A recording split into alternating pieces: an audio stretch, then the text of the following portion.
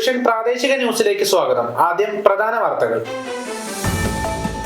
9 വയസ്സുകാരിയെ വാഹനമിടിച്ച് നിർത്താതെ പോയ കേസ് പ്രതി ഷെജിലിനെ വടകര പോലീസ് കസ്റ്റഡിയിൽ വാങ്ങി. കിണറ്റിൽ വീണ കാട്ടുപന്നിയെ കൊന്ന് കറിവെച്ച് കഴിച്ചു. വളയത്ത് 4 യുവാക്കൾ പിടിയിൽ. മിഷൻ ഫെൻസിംഗ് കുറ്റ്യാടി ഫോറസ്റ്റ് റേഞ്ചിൽ സൗരോർജ്ജ വേലി സ്ഥാപിക്കാൻ ഒരുങ്ങി വനം വകുപ്പ്. വാർത്തകൾ വിശദമായി. വടകര ചേറോട് ദേശീയപാതയിൽ 9 വയസ്സുകാരിയെ വാഹനമിടിപ്പിച്ച് കടന്നുകളഞ്ഞ പ്രതി ഷെജിലിനെ വടകര പോലീസ് കസ്റ്റഡിയിൽ വാങ്ങി. വിദേശത്തായിരുന്ന പ്രതിയെ ഇന്ന് രാവിലെ വടകര പോലീസ് കോയമ്പത്തൂർ വിമാനത്താവളത്തിലെത്തിയാണ് പിടികൂടിയത്. പേടികൊണ്ടാണ് പിടികൊടുക്കാതിരുന്നതെന്ന് പ്രതി ഷെജിൽ പറഞ്ഞു.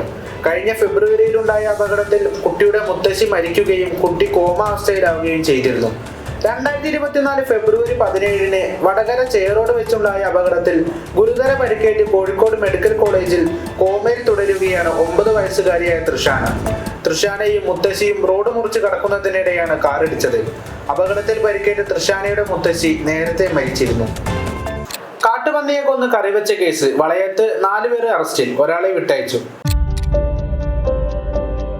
നാദാപുരം വളയത്ത് വീട്ടുകിണറ്റിൽ വീണ കാട്ടുപന്നിയെ കൊന്ന് കറിവെച്ച് കഴിച്ച കേസിൽ 4 പേർ അറസ്റ്റിൽ, ഒരാളെ വിട്ടയച്ചു.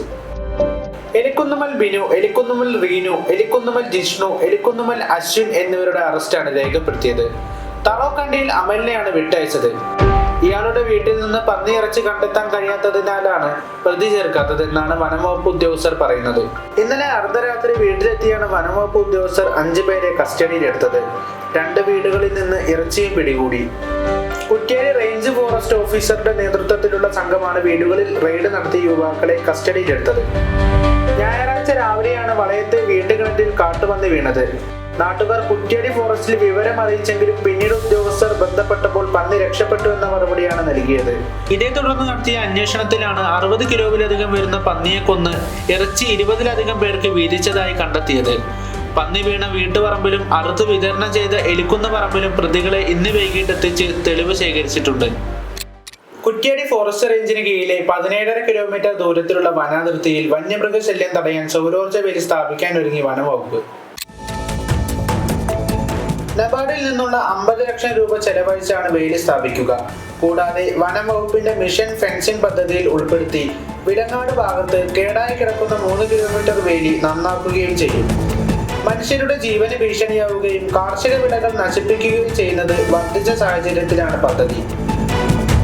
നാദാപുരം മണ്ഡലത്തിലെ കാവലുംപാറ, വാണിമേൽ, നരിപ്പറ്റ പഞ്ചായത്തുകളിലെ ചൂരണി, പൂവത്താങ്കണ്ടി, വാളൂക്ക്, മലയങ്ങാട്, പൊയിലോഞ്ചൽ, വായാട് തുടങ്ങിയ സ്ഥലങ്ങളിൽ 17.5 കിലോമീറ്ററിലായിരിക്കും വേലി സ്ഥാപിക്കുക. ഊരാളുങ്കൽ ലേബർ കോൺട്രാക്ട് കോഓപ്പറേറ്റീവ് സൊസൈറ്റിയാണ് കരാർ ഏറ്റെടുത്തിരിക്കുന്നത്. ഈ മാസം തന്നെ പണി ആരംഭിക്കുമെന്ന് forest range officer Nikhil Jerome പറഞ്ഞു. ഈ സ്ഥലങ്ങളിൽ വേലി സ്ഥാപിക്കുന്നതോടെ ആന ഇറങ്ങുന്നത് ഒരു പരിധിവരെ തടയാൻ സാധിക്കും. കോഴിക്കോട് ഡിവിഷന് കീഴിലെ കുറ്റ്യാടി, താമരശ്ശേരി, പെരുവണ്ണാമൊഴി തുടങ്ങിയ റേഞ്ചുകളിലും വേലി സ്ഥാപിക്കാൻ പദ്ധതിയുണ്ട്. ആകെ 2 കോടി രൂപയാണ് ചിലവ്. വാർത്തകൾ പൂർണ്ണമായി. എല്ലാവർക്കും നന്ദി, നമസ്കാരം.